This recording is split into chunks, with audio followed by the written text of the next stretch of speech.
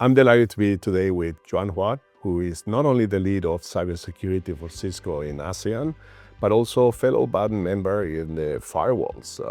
Juan plays lead guitar. It's probably one of the best lead guitars I've ever heard. But we're not here today to talk about music, maybe later. Today we're here to talk about cybersecurity, and particularly in ASEAN. And one of the first questions I have, you spend more time than anybody else I know talking about cybersecurity with customers. Can you tell me what's in their minds right now? Customers today, they are all concerned and talking about MITRE.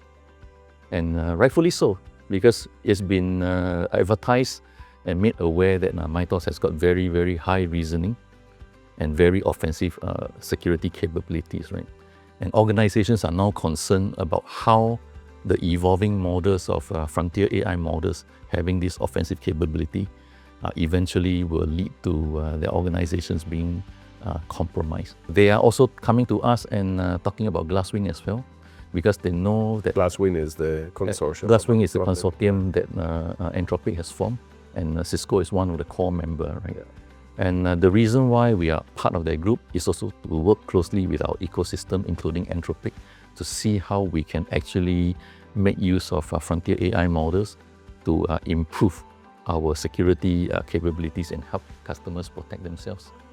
I talked in a previous conversation that AI used for defense to deal with the attackers, right? It's something that we've been working on now for years. But I think my thoughts coming out was the slap in the face, right? Are your customers really concerned? Do you see this as just one more thing, or is this a pivotal time in our history in cybersecurity? They're really concerned, right? Because now it has kind of been shown that advanced LLM models, frontier AI models, right, are able to discover vulnerabilities a lot faster and also develop exploit a lot faster as well, right?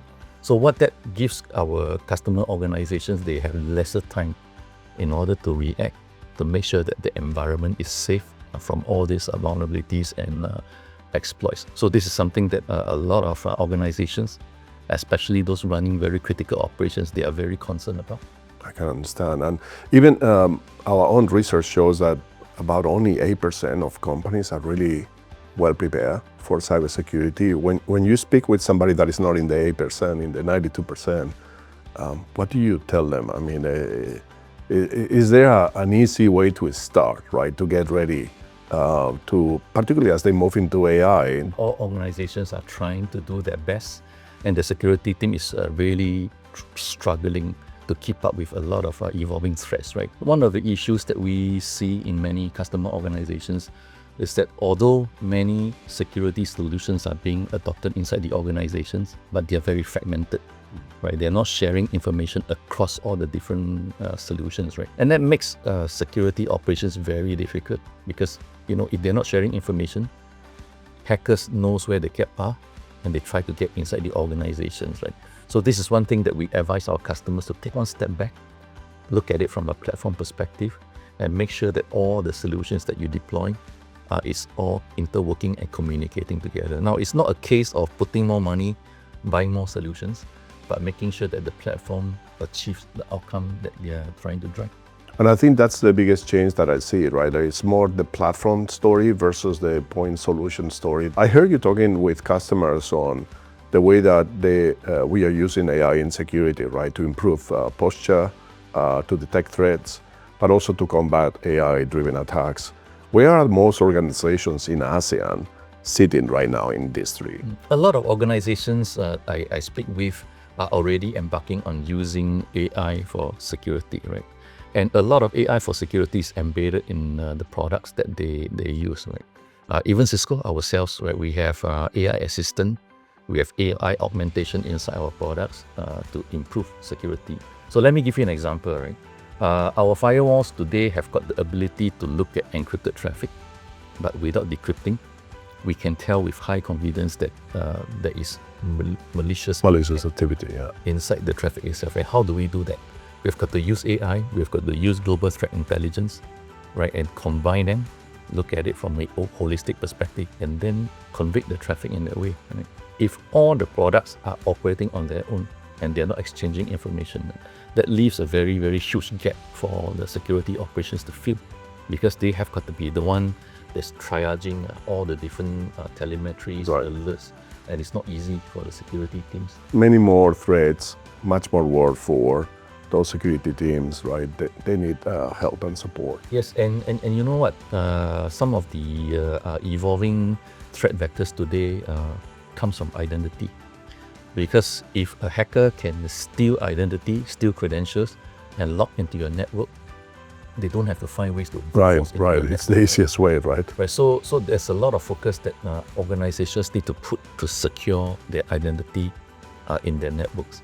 Because if they lose credentials, that's going to be a problem. Studies have also shown that using MFA alone is not enough, because there are ways in which you can bypass MFA, right? So MFA, MFA multi-factor. meaning multi-factor authentication, correct? Thank you. So we have multi-factors rather than using a password.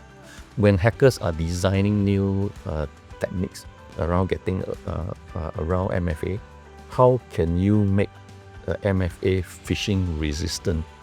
How can you actually look at how identities are being used inside the organization?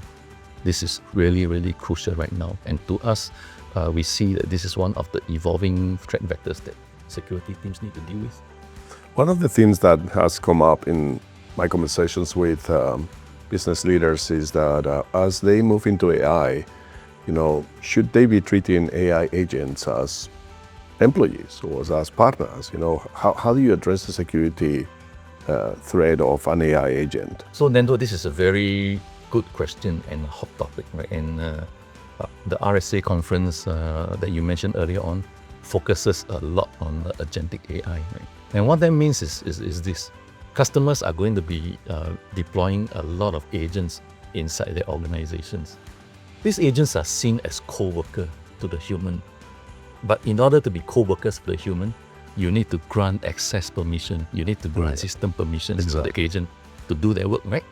But how do you actually know where the agents are? How do you know what the agents are doing?